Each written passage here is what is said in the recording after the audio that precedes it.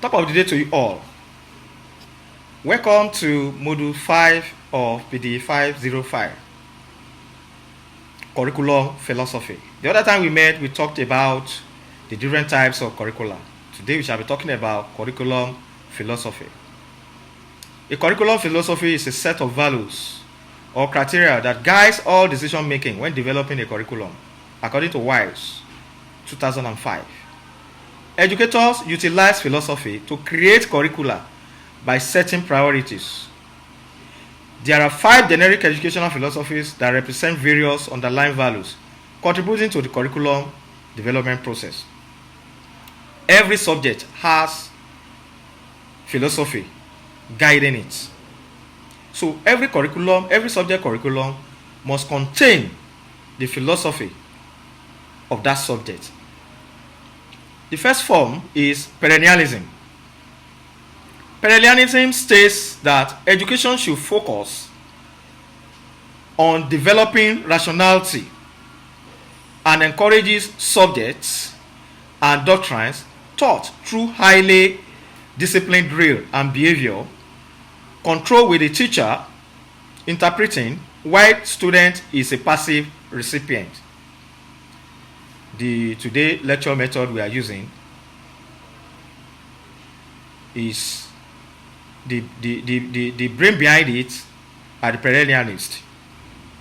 They are of the view that the teacher should be the alpha and omega in the class, should explain in detail the contents of the subject, while the student listen passively. They listen passively. The teacher is the only active participant in the class. The second one is idealism.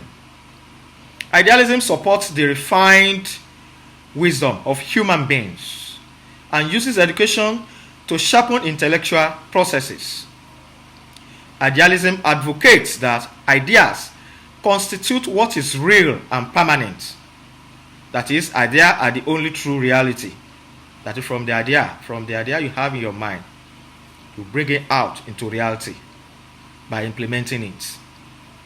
According to this philosophy, education is the process of development of a person, his or her conscious and spiritual self. The ultimate responsibility for learning rests with the learners. Here, the idealism are saying that learners should be the focus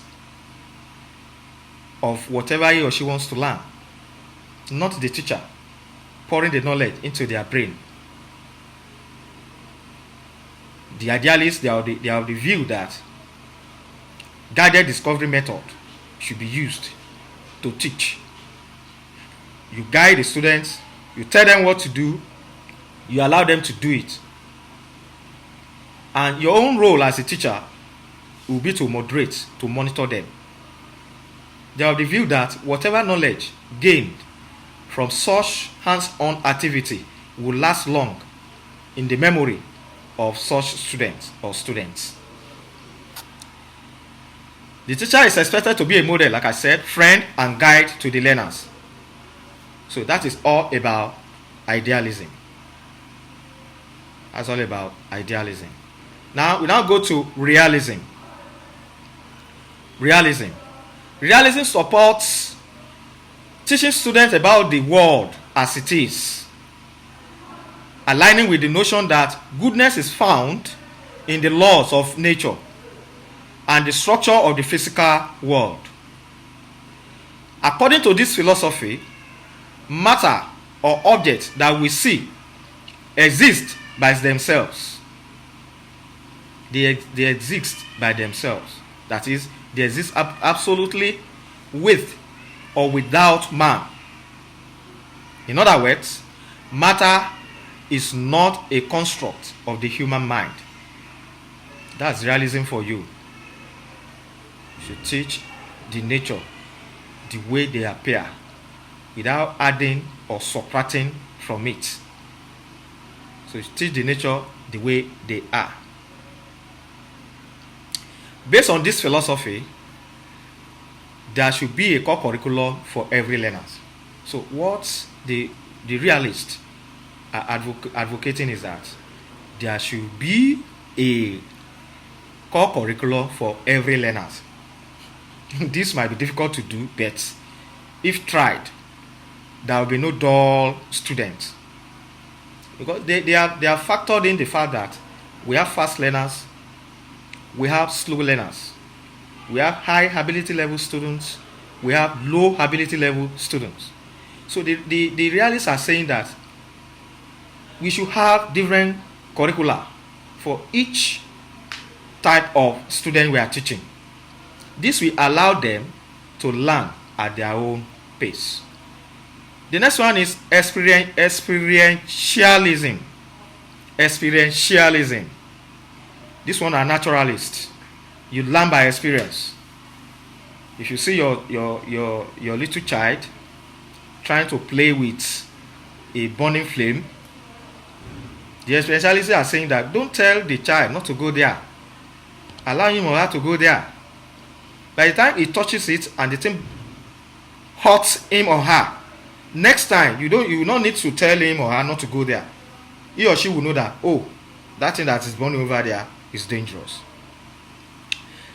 Experientialism describes reality as what is experienced and openly accepts change while continually seeking to discover new ways to expand and improve society.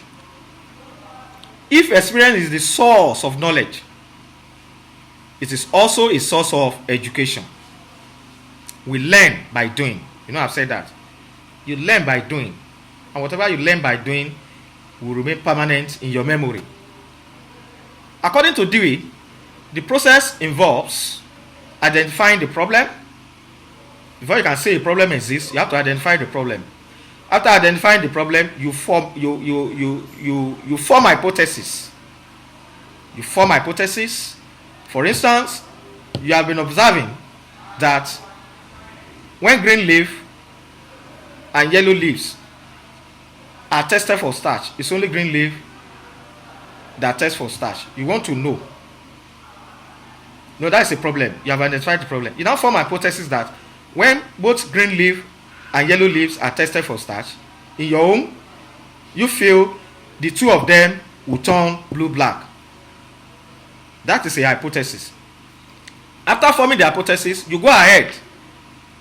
You gather or collect data and tools to solve the problem. A hypothesis is an intelligence guess. You still need to put your hypothesis to test. So what are those things you will use to put your hypothesis to test, to experiment? You need iodine, you need green leaf, you need yellow leaf, and some other materials like that. You gather them. What follows it is you testing your hypothesis. That is, carrying out the experiment to test your hypothesis. That is, you now go ahead and test both the green leaf and the yellow leaf for starch. After testing them for starch, you get your results. And from your results, you form your conclusion. If, after testing them for starch, the two of them turns blue-black, you hold on to your hypothesis that the two turns blue-black. But if only green leaf that turns blue-black, you have to drop that your hypothesis. You now conclude that when they are tested for starch, it's only green leaf that turns blue-black. The next one there is existentialism. Existentialism, as defined by Akinpelu, is the philosophy of existence. Philosophy of existence. Satire 1957 also defined it as man is nothing except else but what he makes of himself. You are nothing else but what you make of yourself. That is, you are the architect of your life. The way you lay your bed is the way you lie on it. A person is therefore free to choose the types of life to live and is in control of his or her destiny. An individual is thus free to make choice and be responsible for them. You are responsible for whatever choice you make in life. That is what the existentialists are putting forward. Curriculum should have a broad range of subjects. That's what the essence of existentialism is, that curriculum should have a broad range of subject matter from which learners can choose. That is electives. That is why in most of our at the senior secondary school level, we have to choose from a catalog of subjects students did at junior secondary school. They do everything: arts, social science, sciences. Then by the time they graduate to senior secondary school level, they will have to choose the one they prefer, the one they think they can cope with. Some will go to science, some will go for arts, some will go for social sciences. So that is what the existentialists are advocating.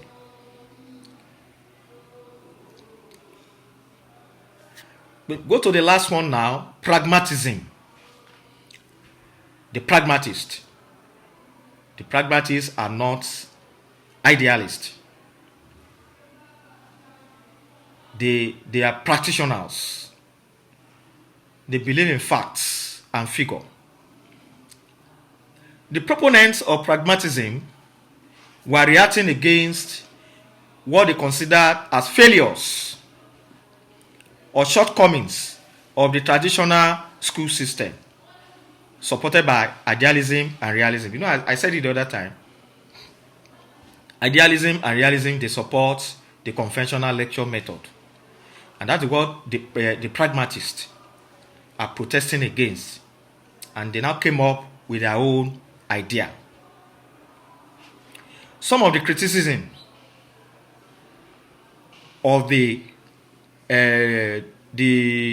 pragmatists against the idealism and realism policies are: traditional curriculum content included a lot of meaningless and needless content. They have the view that traditional curriculum, the idealist and realist curriculum, they contain lots of needless content, the content that should not be included in the curriculum. They have the opinion that most of those needed content, they distract the attention of students. The curriculum was rigid and did not cater for individual needs of particular learners. They are saying that the curriculum of idealists and realists, they do not give into consideration that we have different types of learners and that their interest should be factored into whatever will be taught in the class at the level of curriculum development. Hence, truth is what works. Truth, according to the pragmatists, is what works. What turns out all right. Truth also should be the idea that has been tested, verified, and found effective in solving problems. With this, ladies and gentlemen, we've come to the end of Module 5, Curriculum Philosophy, or PD 5202. Until when we meet next to discuss Module 6, do have a great day.